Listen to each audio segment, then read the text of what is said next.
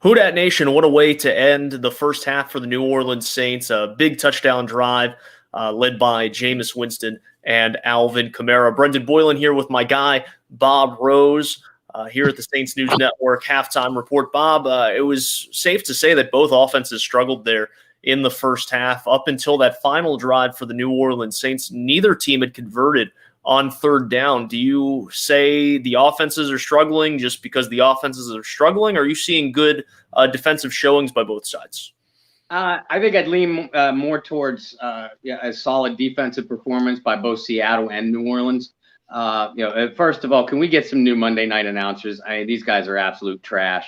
It's been that way for years, though, Bob. You and I know that.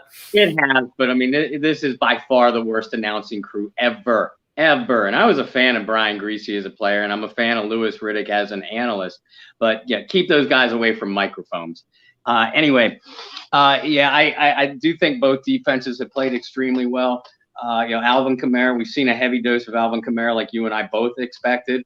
And in the latter part of that second quarter, they really got him more involved as a receiver. Seattle just can't keep pace with him right now. If they bring up an extra defensive back to contain Kamara in the second half, that's where I look for a big play from Callaway or Stills. And Callaway's come close to making a couple of them. Jameis Winston, man, what a gutty first half that young man is playing. The Saints, as long as Lattimore had a massive loss of composure, through the first quarter, which really, really hurt them. But other than that, I'd like to see the Saints get a little bit more pressure on Geno Smith. But we saw Cam get a couple of hurries in the first quarter, and then Davenport create some disruption in the second quarter. But other than that, I really like the way the Saints defense is playing too. Let's talk about Alvin Kamara. We'll throw that stat back up on your screen. 21 touches in the first half for Alvin Kamara, a career high. 8 receptions in the first half. You see nearly 140 yards, and then, of course, the big touchdown. We both expected Alvin Kamara to be used, and we joked in the pregame show from a fantasy standpoint how disappointing he's been in PPR leagues. And we both said, this is not a game where we necessarily expect Kamara to come out and have a big day as a receiver. We expected it more between the tackles, but boy, were we wrong. 109 receiving yards in the first half for Alvin Kamara. Is this this version of Alvin Kamara here in Week 7 something that Saints fans should expect more of down the stretch for the season as the Saints continue to get healthy? Or why is it just now that we're seeing Kamara utilized so heavily in the passing game? I think it's taken that long for Kamara and Jameis Winston to work up a little bit of a chemistry out of the backfield. Because we saw it 2 weeks ago against Washington, and even more so tonight. We're seeing Kamara run a lot more of those timing routes that we saw him execute so excellently with Drew Brees. But it takes a while for a receiver or running back to work up that kind of rapport with with an incoming quarterback. But now that we're seeing it, we're seeing the kind of production and touches that most of us expected from Kamara from the onset of the season, especially with Michael Thomas out. We'll say hello to some friends here. D. Johnson, AD. How long before we see Michael Thomas? If I had to have a quick guess on that, my guess would be following next week against Tampa Bay. That would be the first week I'm really looking for him to potentially play. That's not necessarily a guarantee. But Bob, let's talk about the first half on the defensive side of the football. You just mentioned that the Saints, though they haven't got to the quarterback, which is something they haven't really done successfully all year. We're still seeing those quarterback pressures. We're still seeing those hurries, a near interception from Chauncey Gardner-Johnson. And especially there in the second quarter, you were seeing Geno running for his life a little bit more. What have you liked from the defensive line? Well, that's just it. I really like the push the defensive tackles are getting in the running game.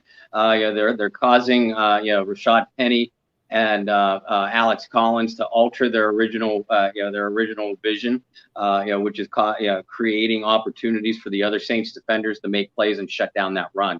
But like you mentioned, and like I mentioned in the pregame too, we need to see a little bit more disruption from the pass rush, either from the edge, from interior blitzes, which we haven't seen from Demario Davis yet. So I'm waiting for that. But the defensive line is shutting down the run after a couple decent games that Seattle had early in the first quarter. And as long as they continue to do that, they're going to put the onus on Geno Smith to beat them. You got to like that matchup on paper, but then it comes down to execution. Pass rush, coverage holding up, and execution.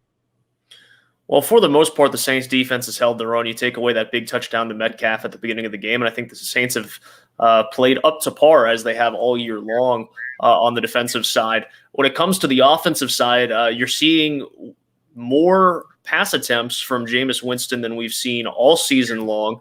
Go back and throw those stats back up on the screen for you guys. 20 pass attempts for Jameis Winston in the first half. You're seeing him get to about 20 pass attempts per game so far in his New Orleans Saints tenure. So what have you liked from Jameis Winston? You called it a gutsy first half from him.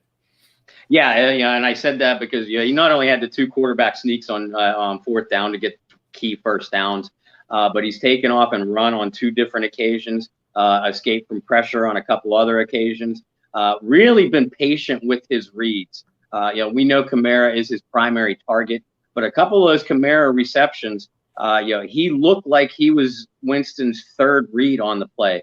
Jameis was always looking to make plays downfield, so he's looking from out in like prime Drew Brees used to do. And again, if Seattle starts to cheat up a little bit to take Kamara as a receiver away from Jameis, I expect number 2 to hit a couple deep plays, deep downfield. Jameis did get sacked on the one play. He missed Troutman on an out route. But other than that, Jameis has handled the pressure really, really well. He's kept his composure. And again, he's patiently gone through his reads. That's what I love to see. Defensively for New Orleans, we just praised them, said that they've played up to par as they have all season long. What do they got to do to finish the job? Again, you got to. Freddie Swain has made some plays. So one of the complementary defensive backs are going to have to, take Swain away from Geno Smith. I think Paulson Adebo has played a heck of a first half. Adebo, Lattimore has his head back into the game. So Lattimore, Adebo have to continue to take away Lockett and DK Metcalf, from Geno Smith. And you look for Dennis Allen to maybe dial up a couple even delayed blitzes using a Demario Davis or maybe a Pete Werner in the second half to get extra pressure on Geno Smith. Well, offensively, Bob, you're halfway home to some of our predictions in the pregame. You predicted that Jameis would hit 300 passing yards. He's over 160, so you're halfway there. You also predicted the Saints would have 2 100-yard receivers. You got one already with Alvin Kamara, not one that either of us really expected. But nonetheless, Bob, your prediction for the Saints and Seahawks here in the second half. Do the Saints find a way to come out on top after a little bit of a dismal start for the offense, but certainly picking up there in the second quarter? Yeah, for sure. And you want to see them keep that momentum going. They get the ball first in the second half. New Orleans does. So hopefully they'll be able to create something and maybe get some points on the board. If they do, even if it's a field goal, it's going to amp up that pressure on a shorthanded Seattle offense and really turn the aggression loose for the New Orleans Saints defense. D has a question for you right before we go. What about Andrews Pete? I think Throckmorton. It's almost a blessing that Throckmorton had to be thrusted into the lineup. Because at least from what I saw, that pec injury, you never know with pecs. That could be a season-ending sort of thing, and Saints fans hoping certainly that's not the case. But anytime you're dealing with something like that, it could be long-term. Throckmorton is now a seasoned vet, if you will, with the experience that he has got. I think he's going to hold up fine. For myself, I think the New Orleans Saints are on the right track. I think that's a big boost of momentum to have that kind of drive. And like you said, Bob, they get the ball to start the second half. So if they can go in, get some more points, they're going to be in the driver's seat to come home with the victory. Well, guys, that's Bob Rose. Bob, how can they follow you on Twitter? D, I love you, girl. Love all of you guys that tuned in for us, too. You can find me on Facebook, Bob Rose, or over on Twitter at BobbyR2613. And obviously my work and all of our work at the Saints News Network, at Saints News on Twitter, or the SI.com New Orleans Saints team channel. And for myself, you can follow me on Twitter and Instagram over at BT Boylan. All of our work over at Saints News.